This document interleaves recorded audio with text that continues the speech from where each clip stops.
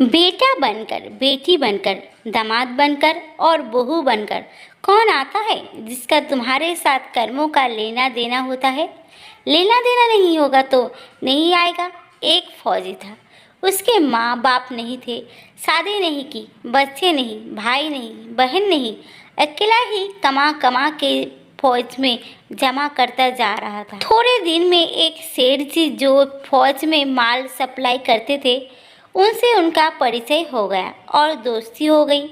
सेठ जी ने कहा, जो तुम्हारे पास पैसा है वो उतने के उतने ही पड़ा है, तुम मुझे दे दो, मैं कारोबार में लगा दूं तो पैसे से पैसा बढ़ जाएगा, इसीलिए तुम मुझे दे दो। फौजी ने सेठ जी को पैसा दे दिया। सेठ जी ने कारोबार में लगा दिया।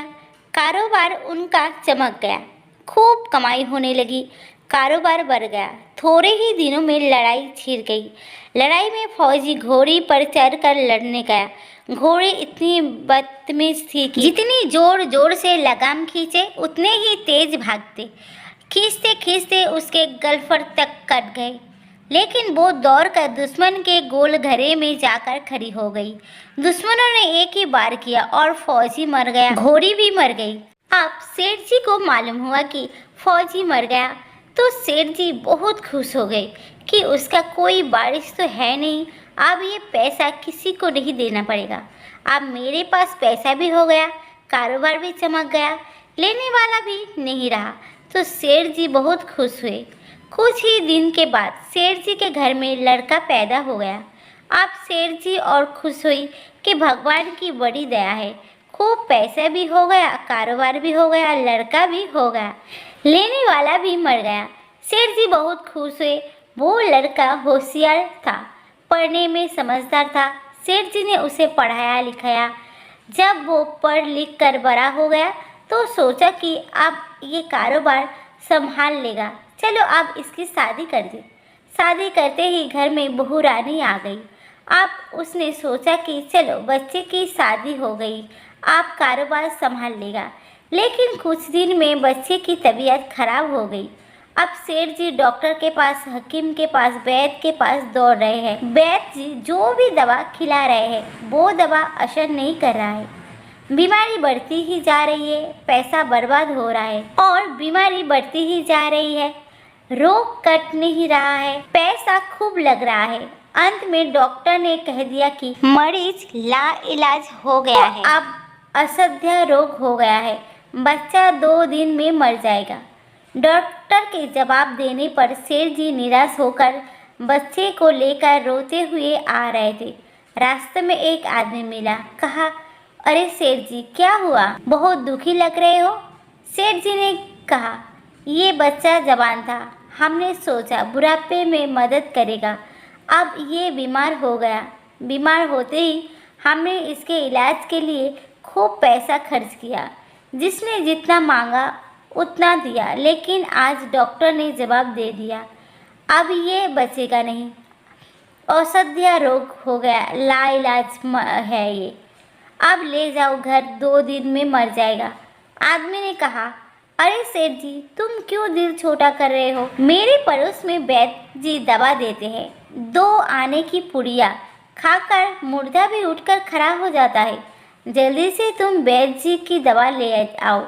सेठ जी दौड़कर गए, 2 आने की पुड़िया ले आए और पैसा दे दिया।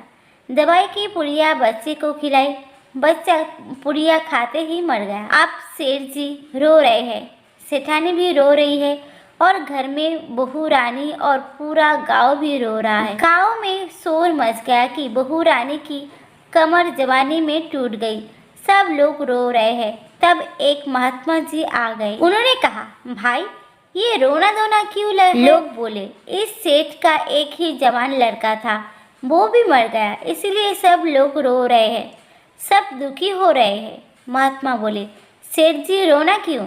सेठ जी बोले, महाराज जिसका जवान बेटा मर जाए वो रोएगा नहीं तो क्या करेगा। महात्मा जी बोले, तो आपको रोना क्यों। सेठ जी बोले, मेरा बेटा मरा तो और किसको रोना। महात्मा बोले, उस दिन तो आप बड़े खुश थे। सेठ जी बोले, किस दिन। महात्मा बोले, फौजी ने जिस दिन पैसा दिया था। सेठ जी बोले, हाँ, कारोबार के लिए पैसा मिला था तो खुशी तो होगी।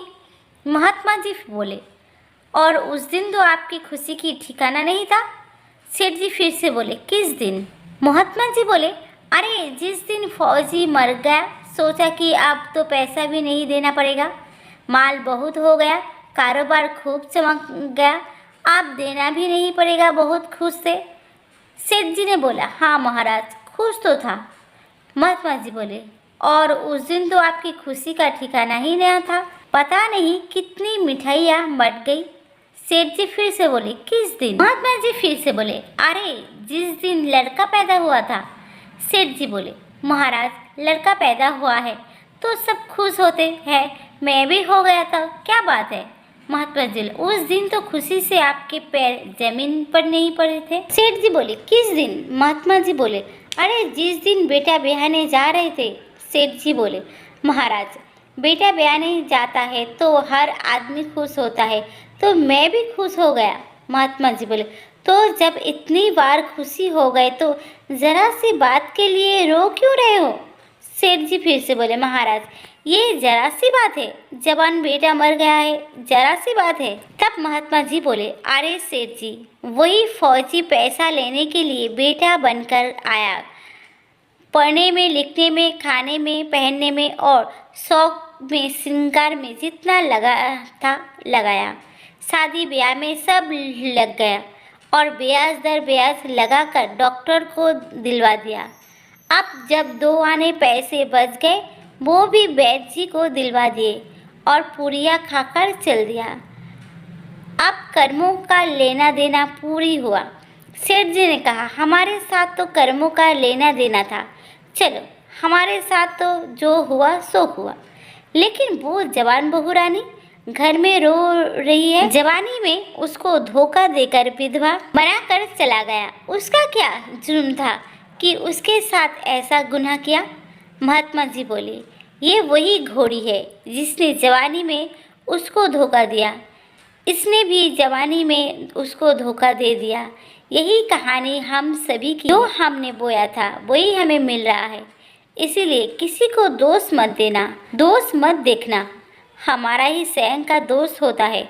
इंद्रियों की हर क्रिया में और मन की विकल्प में बहते प्रभाव के काल में उसके मात्रा ज्ञाता दृष्टि रहकर अपने स्वभाव में रहने का पुरुषार्थ करना ही हमारा एकमात्र कर्तव्य है। आगम, वेद, शास्त्र व पुराण के साथ साथ सभी साधु संत का कहना है कि ये संसार कर्मों का लिखा झुका है। इसमें जो जीव चैतन्य मतलब आत्मा के स्वयं के स्वरूप स्वभाव को जान लेगा, वो समझदारी से भव सागर पार हो जाएगा। तो बोलो राधे राधे।